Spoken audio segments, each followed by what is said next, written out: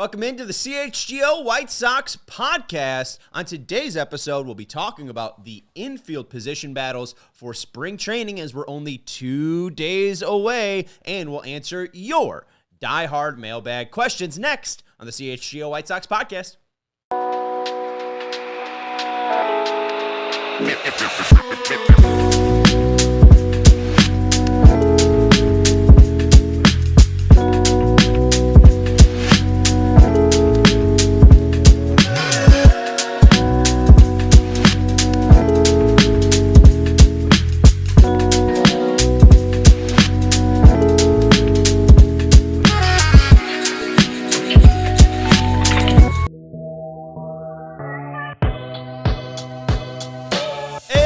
Welcome into the CHGO White Sox podcast, coming to you live from Studio B of our CHGO offices here in the West Loop of Chicago. I'm your host, Sean Anderson. Alongside me, my pal, my producer, Steven. I'm back. Yeah, I can't wait to hear your review from New Orleans. Wow, what a city. Anyways, we got some people hanging with us in the chat. We appreciate Dan from the 219. We appreciate Trey hanging out with us. Make sure you're hitting that thumbs up button if you haven't already. And make sure you're subscribing to the CHGO Sports channel. I was going to say the CHGO Bulls channel, and that's not a thing. I think I'm just thinking of the Bulls live show that will be coming up later on today. So make sure you're subscribing to the CHGO Sports YouTube channel. We've had a ton of coverage come out from the Super Bowl just last week, and there's more coming out. Steven's been busy just day after day. He doesn't take a day off, truly, like literally. We got like 10 interviews we haven't even run yet.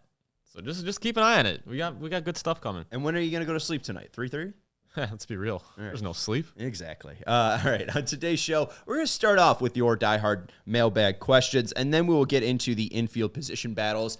Pitchers and catchers report for the White Sox on the 12th. So we got 2 more days on Wednesday. There won't be a show on Wednesday, but we'll have a show on Thursday recapping all of the news and notes. If you do want to follow me on social, or if you want to follow at CHGO_White Sox, we'll try to push out stuff there as well, or on just the Instagram social at CHGO_sports. We'll try to get out any news and notes that do come out from Wednesday out, even though there won't be a show, but on Thursday, we'll recap all of that.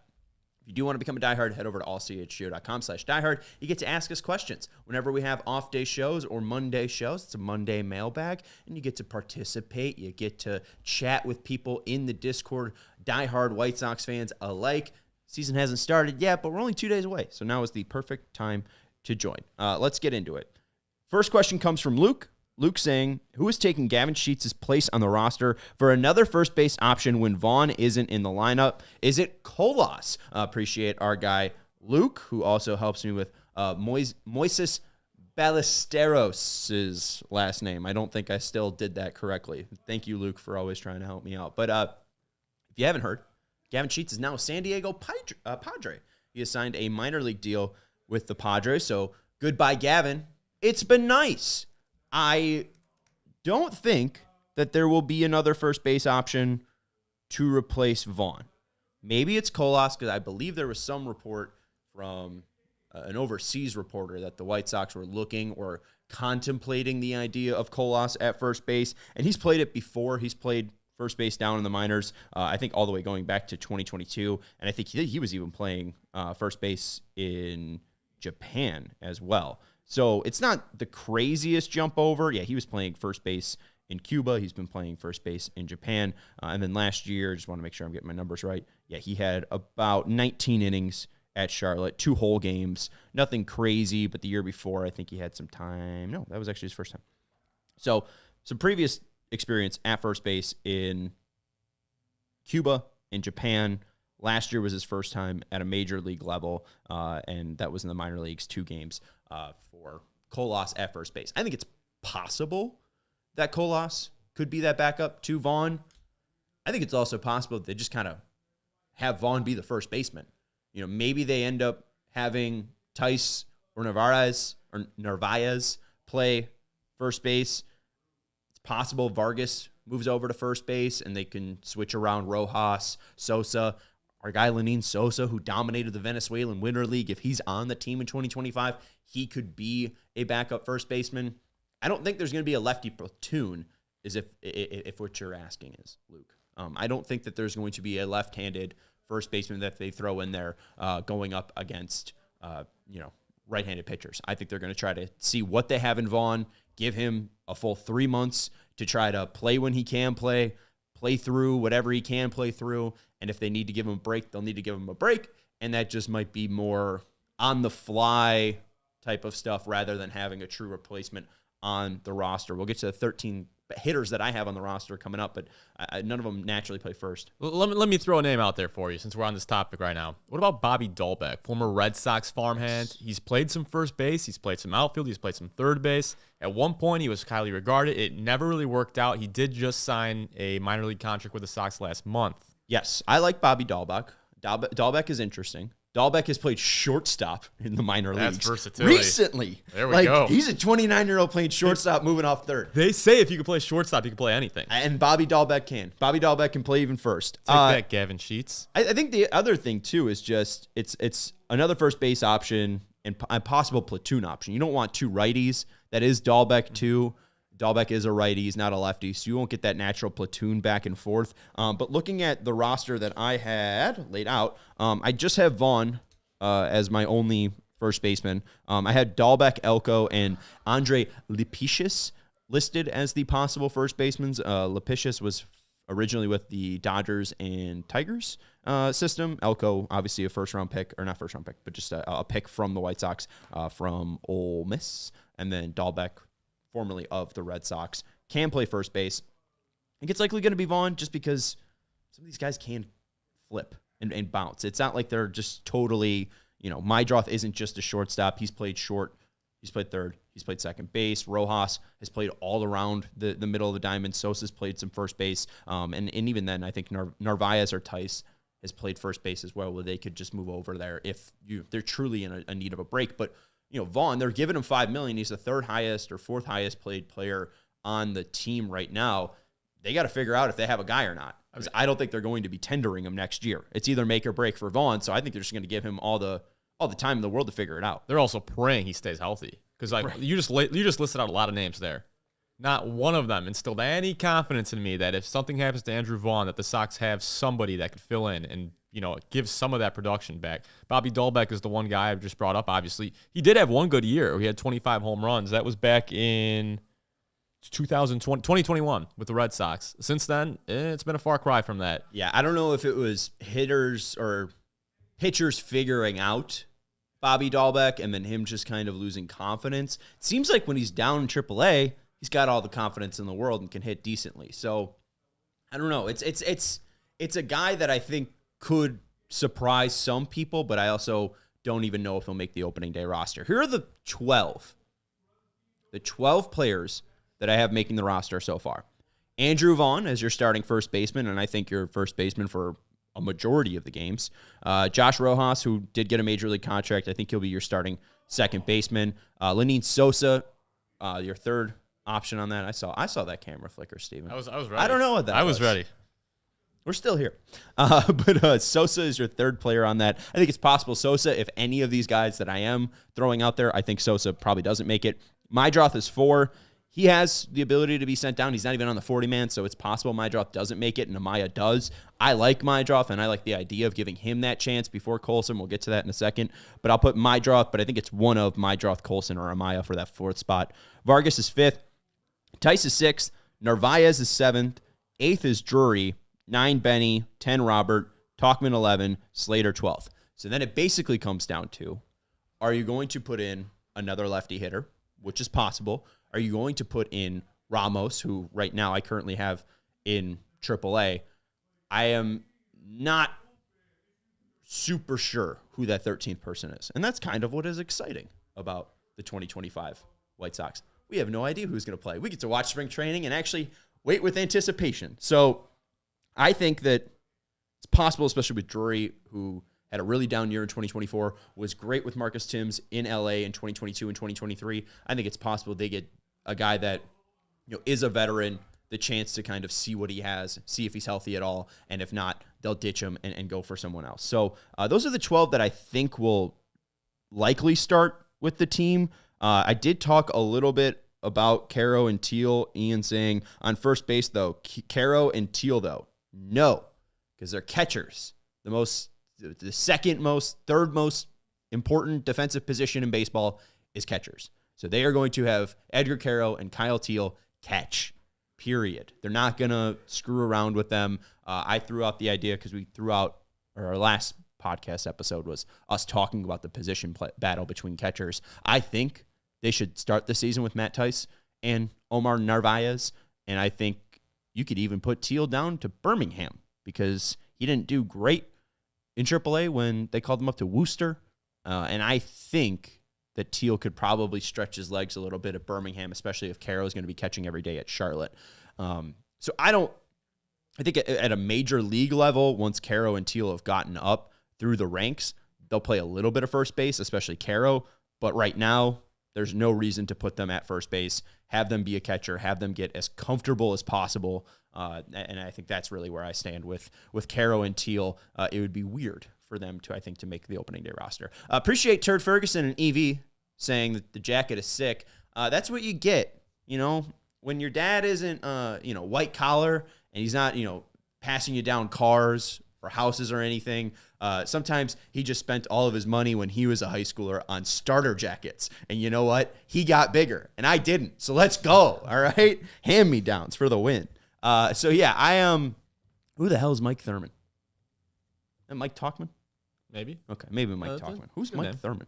But yeah, I think those are the 12 guys that you're likely going to see on the roster. Vaughn, Rojas, Sosa, Mydroth, Vargas, Tice, Narvaez, Drury, Benny, Robert, Talkman, Slater. You could switch out Narvaez if you want Corey Lee and you think that he'll end up landing there. Again, you could switch out Mydroth for either Colson or Amaya. But as Jared says, I have no interest in seeing Colson in the majors before he's lighting up Charlotte. We'll get to that, but I largely agree. We also have another question in our Die Hard Discord from our guy AJ saying spring training is meaningless and nothing in life matters. But who do you expect to surprise in camp? Alternately, who on the Sox will incur a season-ending injury in spring training this year? That's not a fun game to play, AJ. But if I had to place a bet, I'd be looking at the pitchers because it's just where the injuries happen. So I wouldn't take a bet on a position player. I would say, especially with Noah Loy in the outfield, I would say some pitcher's going to get injured. And I feel if I say a name and that person does get injured, don't say the name, and they miss the season, I'm going to hell. So take your guesses, write your name in the comment. I'm not going to do that. Anyways, spring training is meaningless and nothing in life matters, but who do you expect to surprise in camp? I think that it's very possible Brandon Drury surprises in camp. He is one of the 8 names. He's the 8th name that I have of the 12 that are, I think right now we're going to make the opening day roster. But I think Brandon Drury as a DH is interesting. Drury is a guy that worked with Marcus Timms and has been a veteran for a very long time. He's 32 years old. There's nothing like, oh, wow, you got to sign Brandon Drury.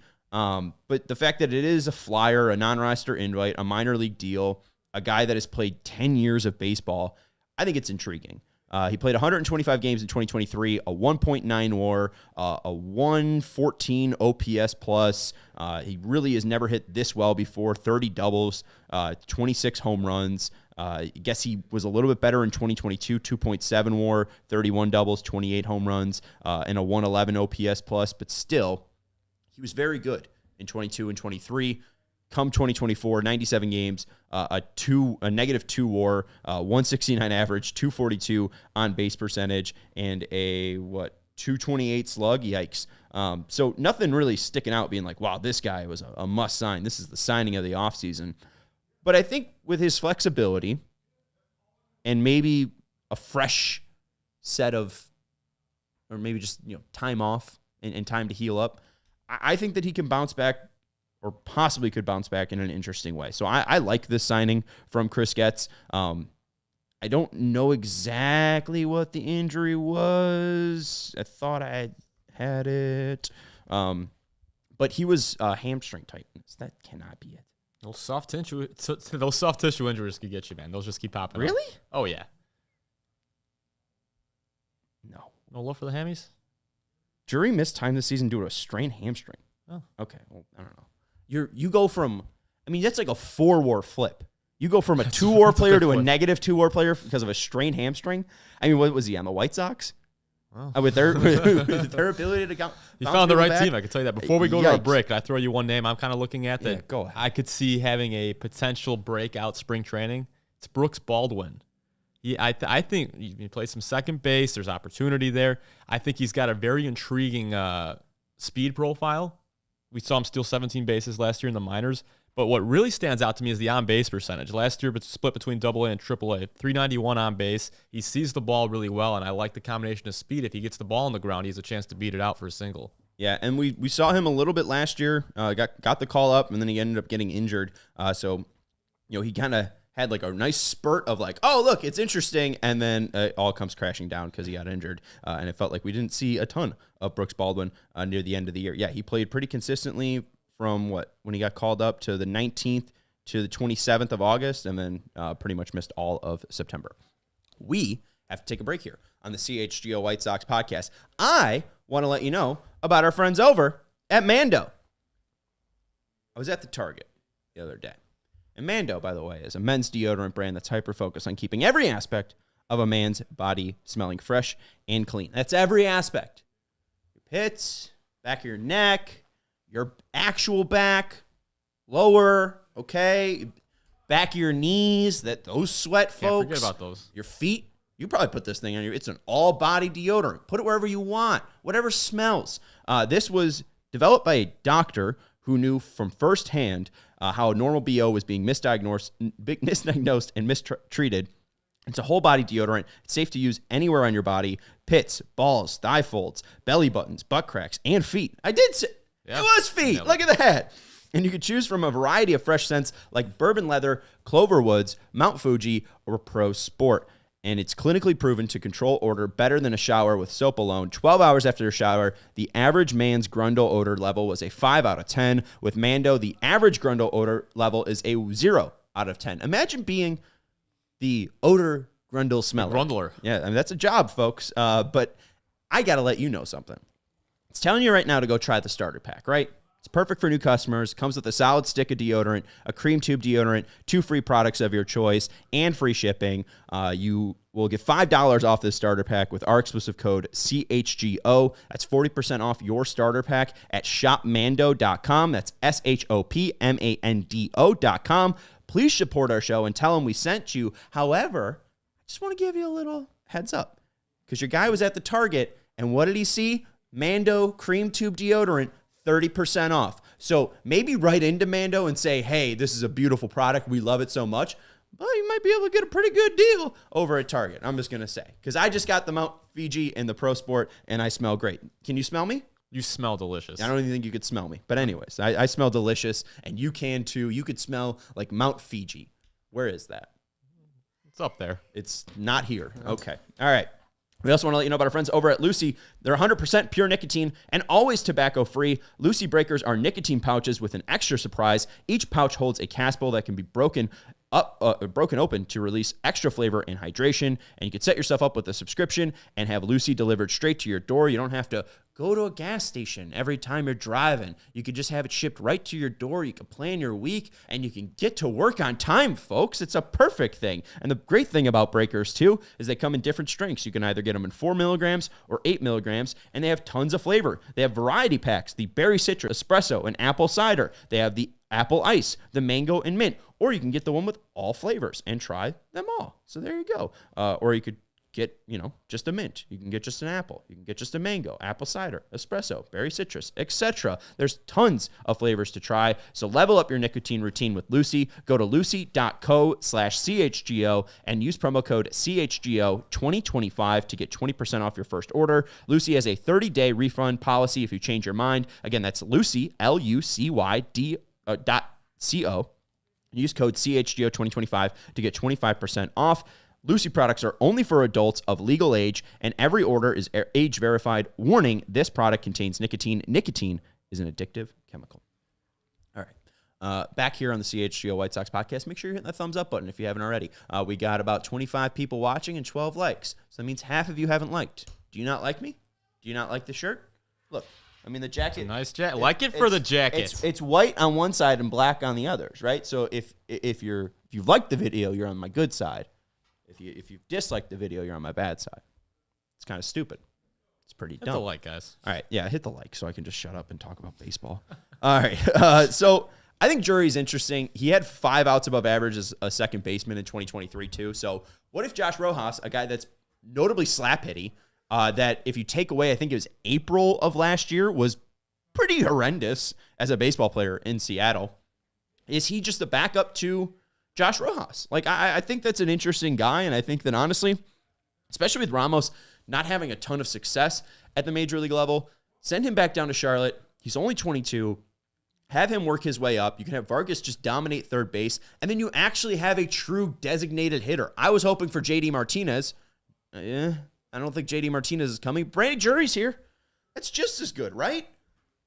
Probably not. But I'm interested in Brandon Drury, and that's where we're going to leave it. Let's talk about the shortstop position, and we appreciate AJ and Luke for sending in those questions. Again, the 3 that I have written down, Mydroff, Colson, Amaya. Since you brought him up, we'll throw in Brooks Baldwin. Yeah. Brooks Baldwin can even be mentioned in this because he possibly could just be that 13th name. And maybe Drury's left off, Brooks is on, and then Mydroff, Colson, or Amaya, or one of them are included. But I think at least with Brooks, it would be weird for him to, I guess, not make the roster. So I wonder if Brooks is in more of a competition between Lynn and Sosa. I do include Sosa. Some people don't include Sosa. I liked what you saw from the Venezuelan League. Maybe they didn't care too much about the Venezuelan League. And also with Brooks, there's options. Like, is there a rush to get him up right away? Do you want him to just go down to Charlotte after having an injury and dominate Charlotte a little bit? Again. Possibly. Again. Didn't he skip? No, he played there. But he played like 6 games in Charlotte, didn't he? 6 good games. They were very sick. No, there were 6 really good games. I just think there's a lot of value there. 8 good games. I think there's a lot of value there just as a pinch runner, defensive replacement, that type of thing. And, that's something that in the last several years, the White Sox have lacked. They haven't had guys that you could count on defensively or as just good base runners, which has been another issue. And that's something that Brooks Baldwin absolutely brings to the table. Yeah, at pretty much every position. I don't know exactly how great of a shortstop is, but I know that he's pretty all right at third, short, second, in even the outfield. So he does give you versatility. I wonder if they'd look for him to have a starting role, though, so that way he gets starting time, pretty consistently. Vaughn seems like the starter at first base. There's no real talking me out of that. Maybe Dahlbeck, Elko, or Lepicius get included into the opening day roster, but I think it's highly unlikely that happens. Rojas is a lock along with Vaughn for the lineup. Sosa you could put a question mark on. Again, Mydroff it fits in with Colson, Amaya, and Brooks. Kind of a huge question mark on there. But I guess you could probably, if we're looking at those names, Brooks can overtake Sosa. And then, you could see Mydroff, Colson, and then Amaya just get completely dropped. They cut him off the 40-man roster. Baltimore picked him up, and then Baltimore cut him again, and then the White Sox picked him back up. So Amaya, there's an interest in him, and I think it's mainly if Mydroff and Colson don't make it. I don't know how much they trust Brooks at shortstop, but again, if he has a great spring training and he's playing well at shortstop, then he might win himself a job. That's the main focus we're talking about here is that shortstop position. The other positions, Vargas, I think he's their third baseman. I'd be very surprised if anything else plays out otherwise. Catcher, Tice, Narvaez. Maybe it's not Narvaez. Maybe it's Corey Lee. That's possible. And Narvaez is just cut. And then, maybe it's Ramos at your DH, but I think you're probably going to look for somebody who can hit the baseball. You're not even forcing Drury to go out there and play the field. You're just saying, hey, can you hit us, can you give us a 110 OPS plus in April? But let's go to Chris Getz, because he did end up saying something specific to Colson Montgomery, and he said he's going to get a lot of opportunity come spring training. We expect to see Colson Montgomery playing shortstop for the White Sox this year at some point. He's a guy that has continued to improve defensively. What he did in August and September and the fall leagues, he made some real material changes to cover certain pitches, and he's getting back to the player we had seen throughout the minor leagues. He's going to get a shot to make the club. Now we've got other players in the roster that are going to compete for shortstop opportunities. Getz did list off Baldwin, he listed off Rojas, and he listed off Mydroth, and this was before re-adding Amaya. I think it'd just be short-sighted for them to add Colson to the opening day roster. There is nothing about AAA that really made anyone confident about Colson's ability. And even when you look at that August, September, and Fall League stats that Chris Getz threw up, like the Fall League is very impressive, but he's been there before, and he's older than most of those guys. So it's not like crazy impressive that he dominated the Arizona Fall League. And you look at August and September, there's some real ugly numbers. Like he missed a ton at four-seam fastballs. He really didn't even improve that much in August and September when you're just looking at a straight slash line. So I think, as I think Jared said earlier, I have zero interest in seeing Colson in the majors before he's lining up Charlotte. I completely agree. And I don't think that should come until June at the earliest. There is no real reason or pressure to put him into a major league situation before he's not ready. And he's been in a situation where he wasn't ready before. It was Charlotte last year, and he sucked. And he fell on prospect rankings around the world. The Athletic completely dropped him off their top 100. I think what's best for Colson, what's best for the White Sox, is somebody that can go out there and for sure pick up balls at a major league level and just throw guys out. You can have this guy bat ninth. I don't particularly care.